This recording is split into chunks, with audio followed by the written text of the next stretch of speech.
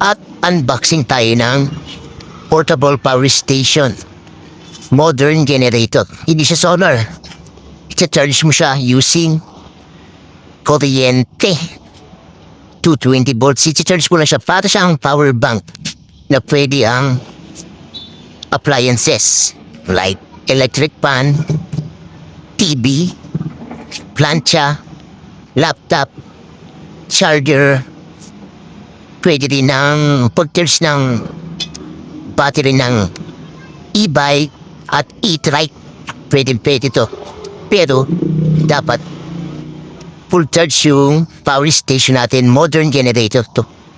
Maganda to kasi charge mo lang siya. Pag full charge na, pwede mo nang igamitin. O na brownout, magamit mo to. Ito na nga. 3 araw na to bago dumating. Ang tagal ng delivery. Pero okay na rin. At maayos naman yung packaging ng ating portable station.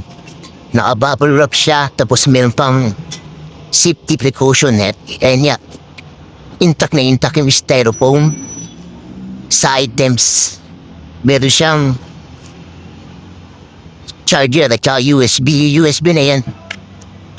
4 na ang klase ng USB niyan sa charger cellphone. Meron cords. Ito pag mag-charge kayo ng battery ng e-bike, ayan, gamit yung plug na yan.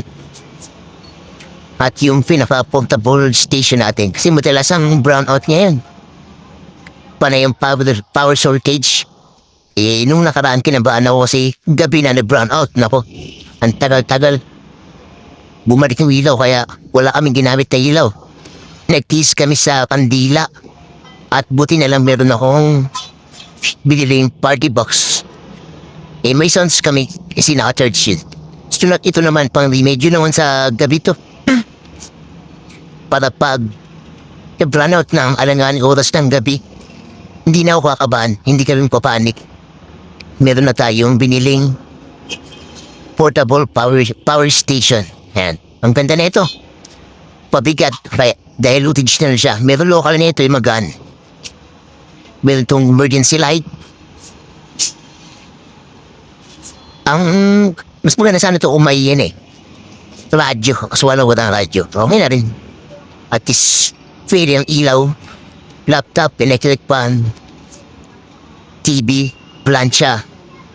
At hindi sa lahat yung charger. Kasi pag walang kuryente, hindi ka makapag-charge, hindi naman pwede solar ang charger.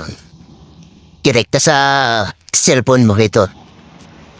Power bank na 1,500 watts to. Kaya kaya nito mga 5 oras na gamitan ng TV, electric pan, laptop, at charger. Pwede pag sabay-sabayin. May 2 outlet to ng AC. Pwede pag sabayin ng TV at laptop. Pwede yung mag-video okay dyan kung meron kang video okay portable. Tapos yung TV, saksak ko rin yan pwede. Tapos the same time, pwede ka rin mag-charge ng cellphone. 4 na klase ang charger ng cellphone dyan. Ito yung cord niya. Saksak mo lang yan. Pero yung deliver sa atin, full charge pa siya. Kaya di natin i-charge. Yan. Yung sa charger ng cellphone, testin natin yung cellphone. Kung mag-charge. At ayun nga nag-charge na. Ang pangis, diba? Ang lupit. Suwabing sabi ang pagkaka-charge. Kung fast charging ka, siguro mga 20 minutes lang.